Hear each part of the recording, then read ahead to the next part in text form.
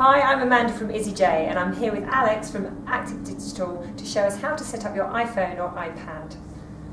So when you first open up your iPad and take it out of the packaging, you have to turn it on, and this will be the first page that you see of the setup stage. So to start the setup process, you simply slide your finger across the button at the bottom.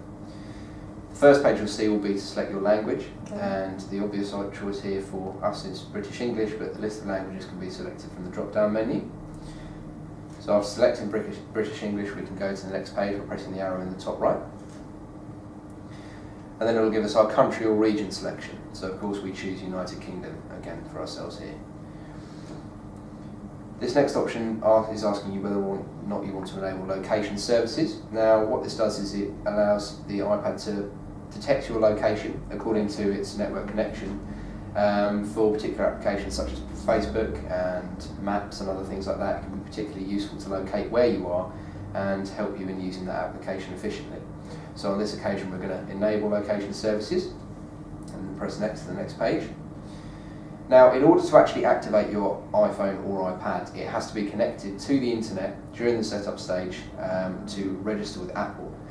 Now in this stage it's obviously prompting us to connect the device to the internet. So it's found a list of available Wi-Fi networks here for us to connect to so that we can activate the device. So alternatively, if you don't have a Wi-Fi network, you can always connect to iTunes, as you can see from this button here. But on this occasion we'll connect via Wi-Fi to activate our iPad. So tap the Wi-Fi network you want to connect to and enter the password.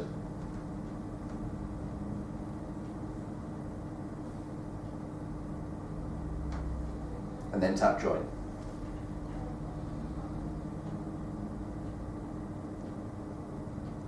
Once the network's connected, you'll see it'll come up with a tick to the left of the actual connection itself, and then to move to the next stage and activate the iPad, simply press next.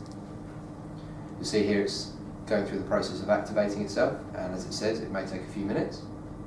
And now it says our device is ready for use, so press continue.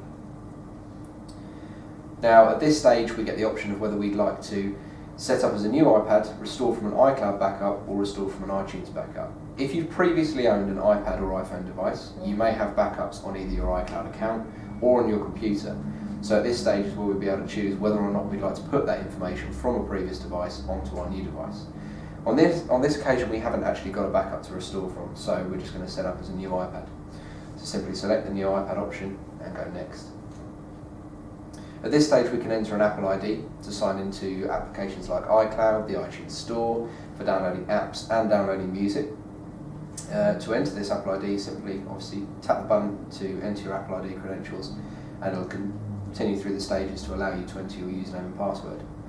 On this occasion we're not going to continue to add this. We can add this later on in settings as well. You can always go back to this. Absolutely. You can always add these settings in later on once the iPad's completely activated.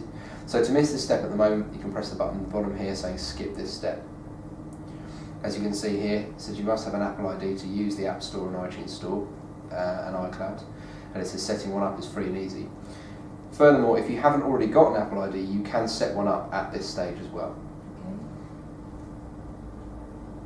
At this stage we just need to agree to the license agreement, so feel free to read through if need be, and when once happy with the information contained, just press agree in the bottom right hand corner and then tap agree in the middle of the screen.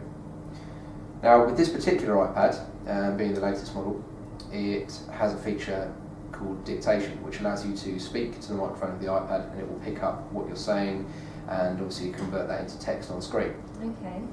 Now this is just asking us whether or not we'd like to enable this feature at the moment.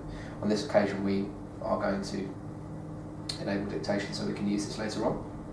So simply tap use dictation. If you don't want to, obviously tap don't use and click next when you're ready to go forward. Diagnostics and usage. To help Apple improve their products and improve their software, they like to retrieve diagnostics and usage data from their users of their products. This helps them to just get a grip on problems and help them sort software related problems that are there. So you can choose to not send this data to Apple, or you can choose that the iPad automatically sends this data to Apple. I'm going to choose to automatically send this data to Apple as I feel it's quite important to help Apple improve their software and products that way, but it's entirely up to you. And select next to continue moving forward. And that's it. That all seemed very easy. Indeed, and then simply press start using iPad to get through to the stage, and there you you're are to all the set home up screen of and your ready to iPad. go. Well, That's the thank one. you, Alex. That looked very easy. So if any more information you'd like to require, go to izzyj.co.